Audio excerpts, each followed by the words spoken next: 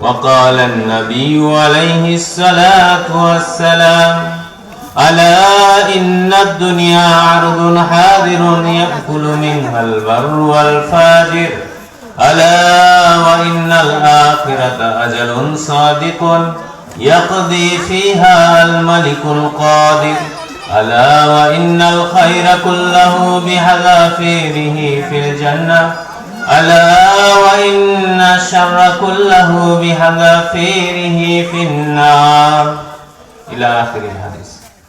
وقال النبي عليه الصلاة والسلام الدين النصيحة أو كما قال عليه الصلاة والسلام।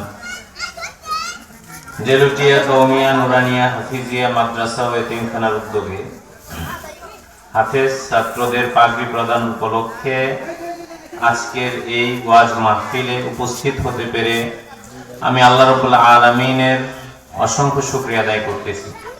দুনিয়াতে আল্লাহ রাব্বুল আলামিন মানুষ সৃষ্টি করেছেন এবং মানুষকে দুই ভাগে বিভক্ত করে দিয়েছেন, আর এই দুই ভাগ সম্পর্কে কোরআন এবং সুন্নাতে বিশদ বর্ণনা আল্লাহ এবং তার রাসূল করে গিয়েছেন।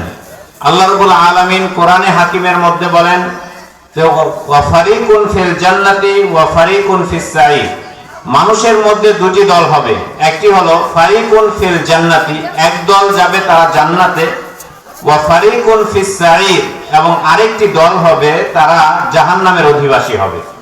তাহলে আমরা যারা দুনিয়াতে মানুষ হিসাবে সৃষ্টি হয়েছি, আমরা কি সবাই কি এক, নাকি আমাদের মধ্যে দুইটা ভাগ? এক ভাগ জান্নাতে যাবে, আরেক ভাগ জাহান্নামে যাবে। এবং জান্নাতে কারা যাবে এবং জাহান্নামে কারা যাবে তাদের প্রত্যেকের বৈশিষ্ট্যকে আল্লাহ রাব্বুল আলামিন কোরআনে কারীমের মধ্যে বিশদ বর্ণনা করেছেন। যে আল্লাহ রাব্বুল আলামিন বলেন মিনহুম মান আমানা, মানুষের মধ্যে একদল তো ঈমান আনবে, অমিনহুম মান কাফার, এবং মানুষের মধ্যে আরেকটি দল তারা আল্লাহ তাআলাকে অস্বীকার করবে, তারা কুফরি করবে। তাহলে মানুষের মধ্যে আল্লাহ তাআলা দুইটি দল দাঁড় করিয়েছেন, তার মধ্যে একটি দল যাবে জান্নাতে, আরেকটি দল জাহান্নামে। ফারিকুন ফিল জান্নাতি, জান্নাতে কারা যাবে এটা মুফাসসিরিনগণ বলেন যে হুমুল লাযিনা আমানু, প্রথমত যারা ঈমান আনয়ন করবে, আল্লাহ তাআলাকে বিশ্বাস করবে, আল্লাহ তাআলার একত্ববাদের স্বীকারোক্তি দিবে। হুমুল লাযিনা আমানু, যারা ঈমান আনে, ওয়াল্লাযিনা ইত্তাবাউ মা আনজালাল্লাহু আলা নাবিয়িনা সাল্লাল্লাহু আলাইহি ওয়াসাল্লাম, এবং আমাদের প্রিয় নবী সাল্লাল্লাহু আলাইহি ওয়াসাল্লামের উপর আল্লাহ রাব্বুল আলামিন যে বার্তা পাঠিয়েছেন, ওহী পাঠিয়েছেন, সেই বার্তার অনুসরণ করে তারা হলো ফিল জান্নাতি, তারা জান্নাতে যাবে। ওয়া ফারিকুন ফিস সাঈর, আর জাহান্নামে কারা যাবে এটাও কোরআন এবং সুন্নাহর মধ্যে বিশদ বর্ণনা আছে। তার মধ্যে হুমুল লাযিনা কাফারু, তারা হলো কুফরি করবে, আল্লাহ তাআলাকে অস্বীকার করবে। তাহলে এর দ্বারা বোঝা গেল যারা জান্নাতে যাবে তারা হবে ঈমানদার, আর যারা জাহান্নামে যাবে তারা হলো কাফের। ওয়াল্লাযিনা খালাফু মা আনজালাল্লাহু আলা নাবিয়িনা, এবং যা আল্লাহ তাআলা নবীর উপরে ওহী হিসেবে পাঠিয়েছেন সেই বিধানের বিরুদ্ধাচরণ যারা করবে তারাই হবে জাহান্নামী। তাহলে আল্লাহ রাব্বুল আলামিন আমাদেরকে জান্নাতবাসী হওয়ার তৌফিক দান করেন। তাহলে জান্নাতবাসী হওয়ার জন্য দুইটি গুণের কথা বলা হয়েছে। এক নাম্বার হলো হুমুল লাযিনা আমানু, তারা কি হবে? ঈমানদার হবে, আল্লাহকে বিশ্বাস করবে। ওয়াল্লাযিনা ইত্তাবাউ মা আনজালাল্লাহ, এবং আল্লাহ যা অবতীর্ণ করেছেন কোরআনের মাধ্যমে সেটার অনুসরণ করবে।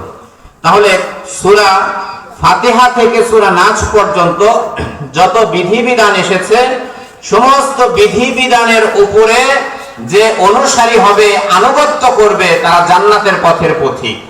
আল্লাহ রাব্বুল আলামিন আমাদেরকে সেই জান্নাতের পথের পথিক হওয়ার তৌফিক দান করেন, এবং আমাদের জান্নাতের পথের রাস্তাকে আল্লাহ আমাদের জন্য প্রশস্ত করে দিন। এখন এই কথাটা তো মুখে বলা খুবই সহজ, কিন্তু এটার উপরে আমল করা কি এত সহজ? কি বলেন? নবী আলাইহিস সালাতু ওয়াস সালাম যখন মক্কায় আসেন, তো মক্কায় আসার ওই মুহূর্তে নবীকে তার কওমের লোকেরা আল আমিন হিসেবে ভূষিত করেছিল, তাই না? আল আমিন, ওনাকে বিশ্বাসী বলতেন, আমানতদার মনে করতেন, নবীকে সবাই ভালোবাসতেন, এজন্য নবীকে আল আমিন বলেছিল। নবী আলাইহিস সালাতু ওয়াস সালামের কাছে যখন আল্লাহ তাআলার প্রদত্ত সেই ওহী আসলো, নবী যখন তার কওমের লোকদেরকে বললেন, ইয়া কওমি উবুদুল্লাহ মা লাকুম মিন ইলাহিন গায়র, হে আমার কওমের লোকেরা, হে আমার সম্প্রদায়ের লোকেরা, তোমরা ওই আল্লাহ তাআলার ইবাদত করো, তিনি ছাড়া আর কোনো ইলাহ নেই। ওয়াত্তাবাউনি, এবং আমি নবীর অনুসরণ করো, আমি আল্লাহ তাআলার পক্ষ হতে প্রেরিত রাসূল এবং তার বান্দা।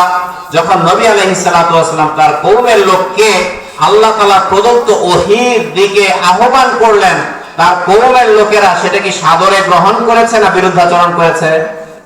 বিরুদ্ধাচরণ করেছে। তাহলে এই কথা মুখে বলা যতটুকু সহজ, কিন্তু এটার আমাদের বাস্তব জীবনে প্রতিফলন করা এতটা সহজ নয়। যেই নবী তার কওমের লোকদেরকে আল্লাহ তাআলা প্রদত্ত ওহীর দিকে আহ্বান করেছে, ওই কওমের লোকেরা সেই নবীর বিরুদ্ধাচরণ করেছে। ইয়া হাসরাতান আলাল ইবাদ মা ইয়াতিহিম মির রাসূলিন ইল্লা কানু বিহি ইস্তাহজিউন। কোন নবী দুনিয়াতে আসেনি যেই নবীকে তার কওমের লোকেরা, গোত্রের লোকেরা হেয় প্রতিপন্ন না করছে, তুচ্ছ তাচ্ছিল্যতা না করছে, বিরুদ্ধাচরণ না করছে। তাহলে নবী কি সত্য নিয়ে এসেছিলেন না মিথ্যা নিয়ে এসেছিলেন? জাউ বিল বাইয়িনাতি ওয়াজ জুবরি ওয়াল কিতাবিল মুনির, সমস্ত নবী কিতাব নিয়ে এসেছিলেন, সত্য কিতাব, সুস্পষ্ট কিতাব, আলোকিত কিতাব নিয়ে আসার পরেও তার কওমের লোকেরা নবীকে মিথ্যা প্রতিপন্ন করেছেন, বিরোধিতা করেছেন, আর নবী এই অবস্থার মধ্যে অটল এবং অবিচল থেকেছেন। মেরে মুহতারাম, এই কথা যদি বর্ণনা করতে চাই সেটা দীর্ঘ হয়ে যাবে। আমার কথার সারাংশ হলো, যখনই কোন নবী তার রবের দিকে আহ্বান করেছেন, তার কওমের লোকেরা সেই নবীর বিরুদ্ধাচরণ করেছে। এটাই আল্লাহ রাব্বুল আলামিন কোরআনে কারীমের মধ্যে বলেন যে ওয়াকাযালিকা জাআলনা লিকুল্লি নাবিয়্যিন আদুওয়াম মিনাল মুজরিমিন, ঠিক এমনি ভাবে প্রত্যেক নবীর জন্য অপরাধী কওম থেকে, অপরাধী সম্প্রদায় থেকে তার বিরুদ্ধাচরণ করার জন্য আমি ওই অপরাধীদেরকে দণ্ডায়মান করে দিয়েছি, তাদেরকে আমি তৈরি করে রেখেছি। তাহলে নবীর বিরুদ্ধাচরণ করার জন্য সমাজের মধ্যে যারা জালেম হবে, অত্যাচারিত হবে, মানুষকে নিপীড়িত করবে, মুজলুমদেরকে আরো বেশি জুলুমের শিকার করবে এবং তাদের জুলুম করে তাদের প্রভাব প্রতিপত্তিকে আরো বেশি জমিনের উপরে মজবুত করার জন্য তারা হীন প্রচেষ্টা যারা করবে, সর্বপ্রথম নবীদের বিরুদ্ধাচরণ তারাই করেছে। মুসা আলাইহিস সালাতু ওয়াস সালামের বিরুদ্ধাচরণ ওই সময়ের ফেরাউন করেনি। হযরত ইব্রাহিম আলাইহিস সালাতু ওয়াস সালামের বিরুদ্ধাচরণ ওই সময় নমরুদ করেনি। মক্কার মুশরিকদের মধ্যে যারা প্রভাবশালী, প্রতাপশালী কাফের ছিল, নবী আলাইহিস সালাতু ওয়াস সালামের বিরুদ্ধাচরণ তারা করেনি। তো সুতরাং নবী যে ওহী নিয়ে এসেছিলেন, সেই ওহীর দিকে যখনই তার কওমের লোকদেরকে আহ্বান করেছেন, আর ওই কওমের মধ্যে যারা সবচাইতে বড় জালেম, দুষ্কৃতিকারী, মানুষের উপরে জুলুমকারী, তারাই নবীর বিরুদ্ধাচরণ আগে করেছে। সুতরাং আজকের দিনে আমরা যারা এই মঞ্চে কথা বলি, আমাদেরকে আপনারা কি নামে পরিচিত করেন? আলেম, তাই না?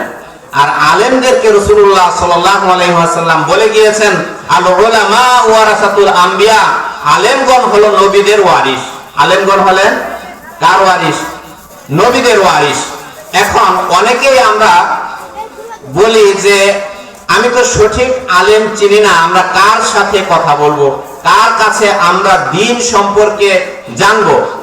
আসলে আমাদের উলামায়ে কেরামের মধ্যে যদি ইসলাহ হয়ে যায়, সংশোধন হয়ে যায়, আমরা যদি নবী আলাইহিস সালাতু ওয়াস সালামের আদর্শকে সঠিকভাবে এই সিনার মধ্যে লালন করতে পারি, তাহলে এই সমাজের ফিতনা অনেক মিটে যাবে এবং আল্লাহ রাব্বুল আলামিন আমাদেরকে নবীর উত্তরসূরি হওয়ার জন্য তৌফিক দান করবেন। কিন্তু আসলে কি আমরা সেই হকটা সঠিকভাবে আদায় করতেছি কি করতেছি না, সেটা আপনারা আমাদেরকে কিভাবে চিনবেন, সেই পরিচয় দেওয়ার জন্যই আপনাদের সামনে নবীদের সামান্য ইতিহাস তুলে ধরলাম। যে নবীরা যখন আল আমিন ছিল, সমাজের কওমের কাছে বিশ্বস্ত এবং বিশ্বাসী ছিল, আর ওই নবীরাই ওই কওমের কাছে এরকম অটল এবং অবিচল থাকতেন। তাহলে আমরা উলামায়ে কেরামদের মধ্যে আপনারা তখনই একজন আদর্শ আলেম হিসেবে তাকেই বিবেচিত করতে পারবেন যখন আলেমগণ শাসক শ্রেণী এবং জালেম শ্রেণী মানুষের সুদৃষ্টি কামনা করার চেয়ে আল্লাহ তাআলার সুদৃষ্টি কামনায় তারা বেশি অটল এবং অবিচল থাকবে। কি বলেন? আজকে উলামায়ে কেরাম যখন অন্যায় এবং অবিচার দেখেও জবানকে বন্ধ করে কোন একটি মসজিদ মাদ্রাসায় তারা খেদমতের সুবাদে তাদের এই পোস্ট আর পজিশনকে ঠিক রাখার জন্য সমাজের অনৈতিক কাজ দেখার পরেও অন্ধের মতো যারা চলে, বোবার মতো যারা চলে, তারা কখনোই নবীর ওয়ারিস হতে পারে না। তারা এই ইলমে ওহীর প্রকৃত ধারক বাহক তারা হতে পারে না, বরং তারা উলাইকাল লাযীনা ইশতারাউদ দালালাতা বিল হুদা, তারা গুমরাহিকে হেদায়েতের পরিবর্তে সামান্য মূল্যে ক্রয় করে দুনিয়ার এই পার্থিব জীবনকে সুন্দর এবং দুনিয়ার এই চমকপ্রদ এই জীবনকে তারা গ্রহণ করে সঠিক দিন থেকে মানুষকে এরকম দূরে রেখেছে। এজন্য উলামায়ে কেরাম চেনার জন্য আমাকে প্রথমে ভাবতে হবে যে আলেমের বিরুদ্ধে সমাজের জালেম লোকেরা কথা বলে সেই সঠিক আলেম। যে আলেমের বিরুদ্ধে রাষ্ট্রের ওই সমস্ত শাসনকর্তারা যারা জুলুম করতেছে এবং মানুষের অর্থ আত্মসাৎ করতেছে, যারা মানুষকে ঠকাইতেছে, মানুষের উপরে জুলুমের স্টিম রোলার চালাচ্ছে, আর ওই জালেমরা যে আলেমের ব্যাপারে বক্র দৃষ্টি দেয়, যে আলেমকে তারা এরকম হেয় প্রতিপন্ন করে, তারাই হলো নবীদের আসল উত্তরসূরি। কি বলেন? আজকে আমরা উলামায়ে কেরাম যদি আমাদের সেই নবীর সেই আসল আদর্শকে লালন করতাম, তাহলে অবশ্যই জালেমরা আমাদের বিরুদ্ধে আচরণ করত, আমাদের উপরে এরকম কুঠারাঘাত করত, আমাদেরকে আমাদের জায়গায় স্থির থাকতে দিত না। যেমন সমস্ত নবীরাই যখন তার কওমের কাছে এসেছে, ওই কওমের সবচাইতে জালেমরা ওই নবীদের বিরুদ্ধে আচরণ করেছে।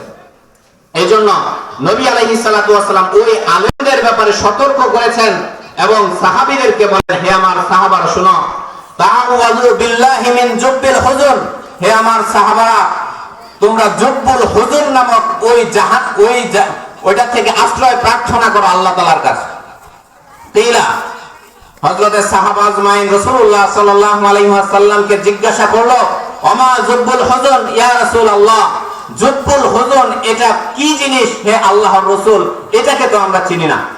রাসূলুল্লাহ সাল্লাল্লাহু আলাইহি ওয়াসাল্লাম বলেন, ওয়াদিন ফি জাহান্নামা, জুব্বুল হুজুন হলো ওইটা জাহান্নামের একটি উপত্যকা, ইয়াতাআওয়াযু মিনহু জাহান্নামু কুল্লা ইয়াউমিন 400 মাররা, যেই জুব্বুল হুজুন থেকে স্বয়ং জাহান্নাম প্রতিদিন 400 বার আল্লাহর কাছে আশ্রয় প্রার্থনা করে।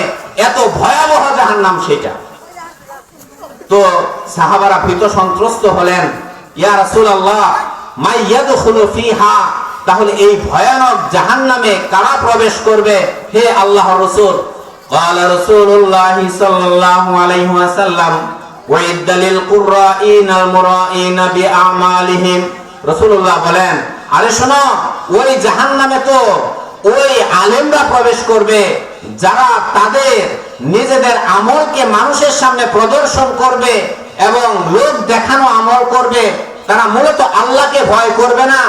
ইয়াজুরুনাল উমারা, তারা জালেম শাসকদের দ্বারস্থ হবে, তাদের সুদৃষ্টি কামনায় তারা ন্যায়কে এরকম গোপন রাখবে, অন্যায়কে এরকম গোপন রাখবে, অন্যায় হতে দেখেও তারা মুখ খুলবে না, কোরআন হাদিসের সুস্পষ্ট কথা তারা বলবে না, মানুষের সামনে কোরআনের এরকম ওই সমস্ত কথাগুলোই বলবে যে কথাগুলো বললে এরকম আমার হাদিয়া তোহফা বেশি আসবে, যে কথাগুলো বললে আমার এরকম সমাজের পোস্ট পজিশন ঠিক থাকবে, আমার এই জিনিসগুলো তারা জন্য আল্লাহ তাআলা আমাদেরকে দায়িত্ব দিয়েছেন, যেটা আল্লাহ তাআলা নবীকেও দায়িত্ব দিয়েছিলেন, ইয়া আইয়ুহার রাসূল বাল্লিগ মা উনজিলা ইলাইক, হে নবী আপনি ওইটাই মানুষকে বলেন যেটা আপনার উপরে ওহী প্রেরণ করা হয়েছে।